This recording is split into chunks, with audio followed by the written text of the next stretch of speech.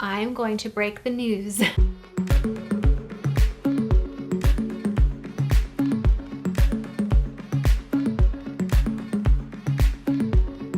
Hey you guys, it's Channon Rose, and in today's video I am going to be answering some of your questions. I asked you guys over on Instagram story to send over whatever questions you had, and I'm gonna just jump right into it. So here we go.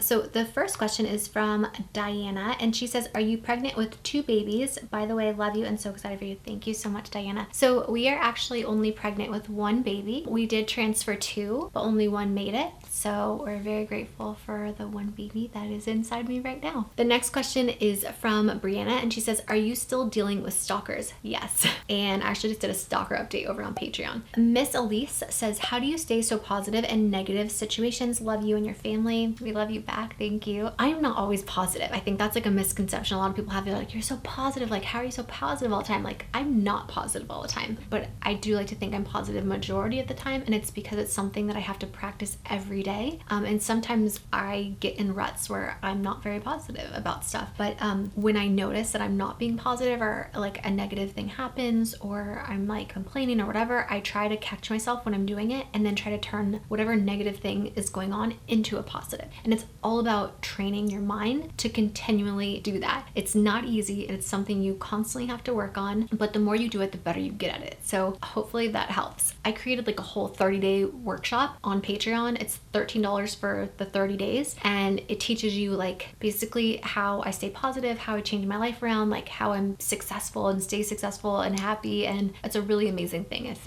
any of you guys are interested. I'll leave a link down below. Okay, let's see. Sophia says, my opinion on vaccines. I'm not even gonna go there. Dee Ramon says, would you ever move out of the US? Most likely no. Mills Wilkinson says, how is the moving process going with selling your house? Oh, it's been a struggle because of all the COVID stuff going on, and all the rules and regulations, and you know, it's going, but it's been a struggle. And then Emma says, you still keep in contact with Khloe Kardashian? I do not keep in contact with her. Emma says, do you already have baby boy names picked out? We do. We already know the name of the baby, and we are planning on doing the same thing that we did with Snow, which was giving you guys like baby name hints in different videos and then revealing it like shortly before she's born, or he is born. So you guys seem to really like that. We loved doing it. We thought it was a really fun thing. So we'll do that again this year with this baby. Let's see. Beauty by Andreas. Are you planning to write a 3rd book? Yes. I've been procrastinating so much on doing the audiobooks for my 1st and 2nd book that I need to do those first. And then once I can knock that out, then I plan on getting started on book number 3. Coral Thompsy says, will you be using cloth nappies with your next baby from birth? So cloth nappies are cloth diapers, and yes, absolutely. I definitely plan to.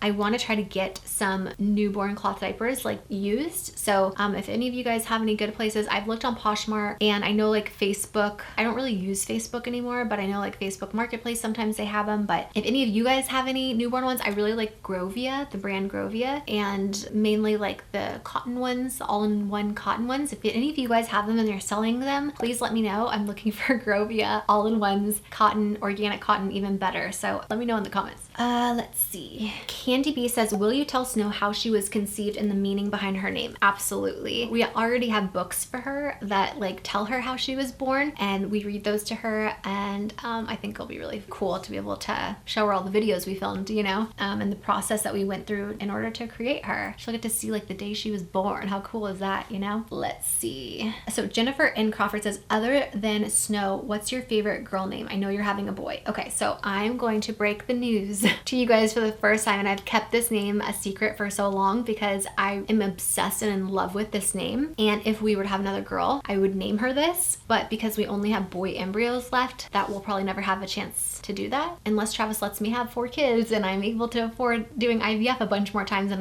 my body can handle it, and maybe we have to do another egg retrieval. Maybe we would get another girl, but I don't know. But I'm gonna tell you guys, the name that I had for our girl was Story. I love that name, and Snow and Story I thought would be so cute to go together. They're both S names, they're both unique, and I just loved the name Story. I don't know very very many people that have that name. So that's the girl name that I would have chosen if I had a girl. But we're not having girls, we're having boys. We have only one embryo left that's also a boy. I've never told anybody that. Normally I'm like very private and secretive with the names I love, but I don't see another girl for us. So although I would love another girl, you never know. Okay, let's see. Candy says, how do you feel this pregnancy is different from the pregnancy with Snow? Totally different, night and day. I feel so much better this time around with my pregnancy than I did with Snow. And I know a lot of people say like, oh, with girls you're way more sick, and you know, with boys you're not as sick, and that's definitely the case for me. I don't know if that's for everyone, but for me, I was way more miserable with Snow. So as of right now, like early in my pregnancy, I'm currently 7 weeks pregnant. While filming this, I feel much better than I did with Snow. I'm still having pregnancy symptoms, and I'll make a whole video. I'm probably gonna post those on my vlog channel, like pregnancy update videos and like how I'm feeling and stuff and all my symptoms. But yeah, definitely having symptoms, but so different. So I'm excited to share those with you. Let's see. C. Salazar says, will you share your ideas of boy names you like? Absolutely. So when we were pregnant with Snow, we did videos. Travis and I sat down and did videos of names we loved but won't be using, and we'll definitely be doing that again. So if you want to see our very unique and crazy, wild, out there names that a lot of people like to make fun of us for, definitely subscribe and stay tuned for those videos. So Emily Swartzel says, if you do end up having baby number 2, do you plan on using the last embryo to have baby number 3? And the answer to that is yes, absolutely. If I could, I would have like 8 children. Unfortunately, it's not easy for us to have kids, and it's very expensive, and it's a lot on my body and our bank account. So we definitely plan to have a 3rd baby and maybe more, I don't know, but yes, we definitely plan on using our last embryo, and depending on how that goes, if we're able to get a baby out of that, and then, you know, once that baby's born and everything's good, if we're able to financially afford to have more kids, then, you know, I would talk about maybe doing another egg retrieval then. Hopefully that answers your questions. C. Seller said, did you ever consider getting a surrogate? I definitely considered it to see if that was even an option for us, except for, I don't know if everyone knows this, but surrogates are extremely expensive, like up to $120,000 to get a surrogate. And that doesn't include like when you have fertility issues, you still have to go through the whole egg retrieval. And so it's like even more money, you know, it's like probably close to $200,000. And so for us, that just wasn't in our budget at the time. And it's still not. So we can't afford a surrogate is what I'm saying. Ooh, this is an interesting one. Get Well Soon says, are you a Trump supporter? I am not going to get into politics on my channel. I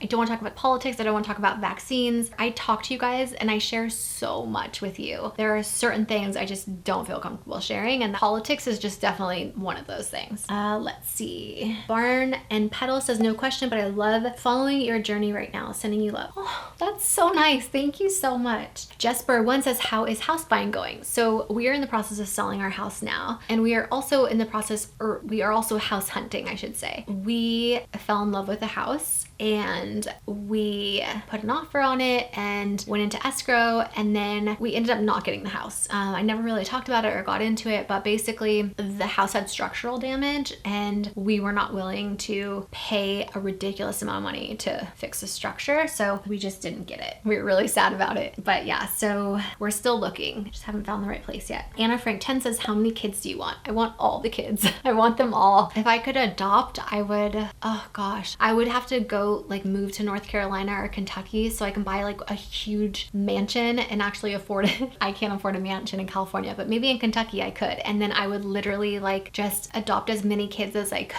that I could like give enough attention and send to college if they wanted, you know, like, and I would just love all of them. I just have so much love to give, and I just love kids, and I just love them a lot. And yeah, I would adopt all the kids. Okay, favorite thing to do during quarantine. You know how everyone like made banana bread and like cleaned their whole house, and like I literally did none of that stuff. I wanted to, it looks fun, but like I did nothing. I sat, like I was so lazy. I just like watch TV and like Netflix. So I guess my favorite thing to do was like binge watch shows. I'm also currently on bed rest, for those of you guys that don't know. And the only times you see me up and about is like doctor's appointments and stuff. So yeah, I've just been like Netflixing a lot. If you have any good shows, let me know. Lauren Taylor Lee says, what is is one thing you did as a kid you hope Snow doesn't do? Oh, good Lord. There's a lot of things I hope Snow doesn't do that I did as a kid. Yeah, everything. Mandy Renee says, what did you do differently this egg retrieval for better quality embryos? Vitamins, question mark. Okay, I'm gonna be honest with you guys. I feel like the last embryo transfer, I did way more. Like I tried way harder, made sure to take every single vitamin and ate super healthy and like drank tons of water and tried to be stress-free, and I exercised. Like I did so much and I only got one surviving embryo.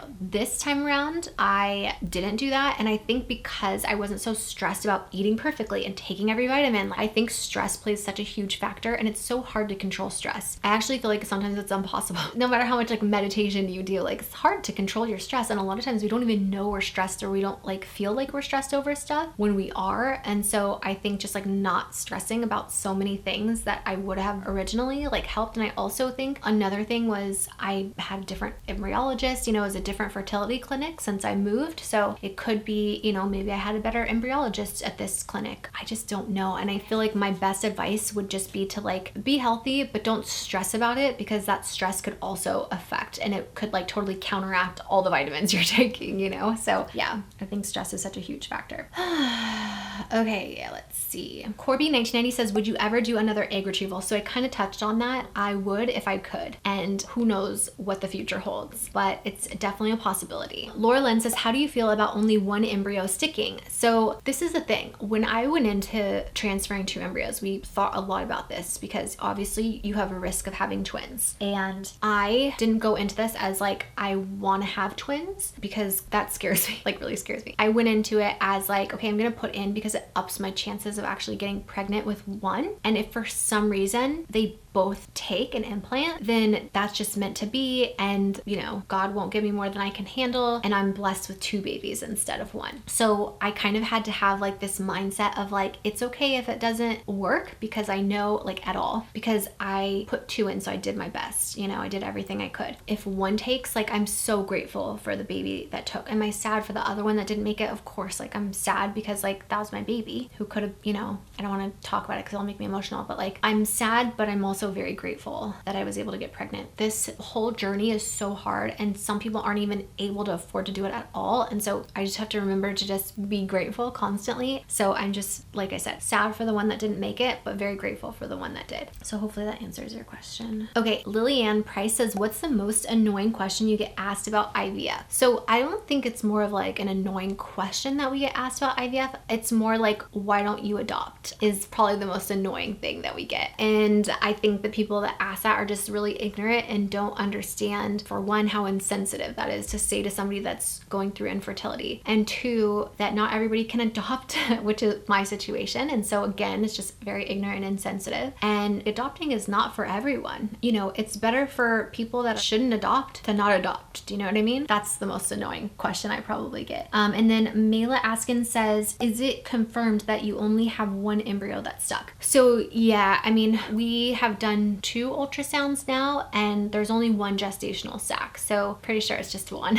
Where's Mabel says, do you ever regret anything you did? Yes, I regret a lot of things I did. So someone said, Bonnie McLaughlin says, how is snosa mangioma on top of her head doing? Love your channels. Thank you. So snosa mangioma is doing great. For those of you guys that don't know what it is, this little red bump that was like on top of her head when she was a baby, it has actually lightened up significantly. It's flattened out, and her hair like almost completely covers it now. So it doesn't bother her at all. She doesn't even know she has it. It's not like a medical issue. So it's doing great, and we're really, really happy with where it's at now. So Danielle Dodoro says, do you plan on getting a dog for the family? And I've gotten a couple questions here asking if we plan on getting like a family pet for Snow. So we have a family pet. His name is Bandit, and he's a Bengal cat. And we do not currently plan on getting more animals in the future. For one, where we currently live, we have no yard. So it would be really sad to have an animal that has no yard. A cat is different because, you know, they don't have to go on walks and stuff, or like go play in a yard. But no, we don't plan on getting more animals in the future, especially because we travel so often. We don't think it's fair to the pets. So, you know, with the cat, it's different. And, you know, we have like a cat sitter, just easier, you know, you don't have to have someone take them for walks and all that stuff. Okay, this is the last one. Haley Jessica 12 says, are you making $24,000 a month on Patreon? 2,400 patrons times 10. So we are very grateful for all of our patrons, and we, oh gosh, I can't even tell you, like, I don't think you realize how grateful we are for them. Without them, like, we would not be able to have done this IVF at all. We wouldn't be able to continue doing YouTube. Like, Patreon has literally saved us, and we're so grateful for them. But I also want everyone to know we don't make all that money. Like, when people are like, oh my gosh, you make $24,000 a month. We do well on Patreon, but we don't make all the money that you're like adding up that way, because Patreon takes like a huge chunk of money from like fees, and there's so many like what is it, like credit card processing fees, and then platform fees, so just to use their platform, and then like they tax us and like all that stuff. So there's a pretty big chunk of change that comes out of all of that that you're seeing. So we don't make all of that, but like I said, we're very comfortable, we're very grateful for what we do make on there. So to all of our patrons, thank you so much. We're very, very grateful, and we are really grateful that a lot of them stay signed up as members because they're so happy with the content that they're getting there. So yeah, very grateful. Anyway, this video is getting a little long. If you want me to do a part 2 Q&A, let me know. Thank you guys so much for watching. Thank you for being here. I'm sending you all my love and all my positive energy, and I hope to see you in our next video. Mwah. I'm on a different course, riding around and I'm whipping a Porsche. They used to hate on me bad, now I got them sad. I'm the one that they didn't endorse. Now look who's shining, now look who winning. Do this for my kid, but I am not kidding.